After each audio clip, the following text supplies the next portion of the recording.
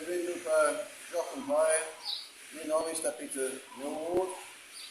Eu, Marcos, vou ensinar você algumas dicas sobre essa aula que nós estamos desenvolvendo aqui para vocês estudar a Bíblia através criatividade.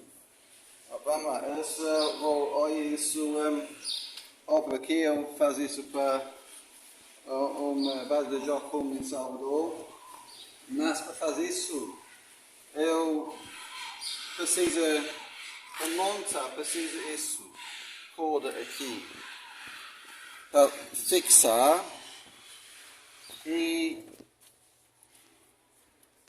tem pregos aqui para segurar o papel para a parede.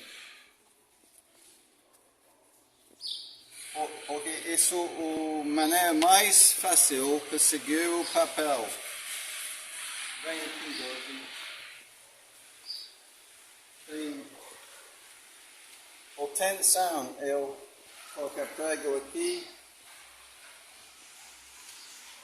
Eu fiz isso em cima e embaixo.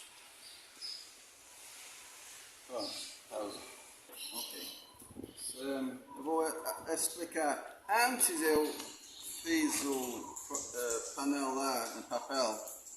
Primeira coisa, eu preciso dobrar o papel como corda. Isso é um exemplo como fazer isso para vocês. Entendeu? Isso é um sistema melhor, eu acho, para seguir o papel quando você fixa para uma parede. Olha, grampeador, coloca aqui a corda e faz isso. Faz isso regularmente no papel.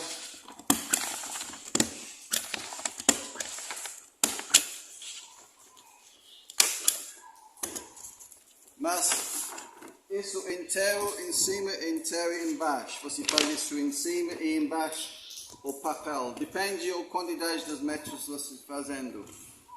Obrigado.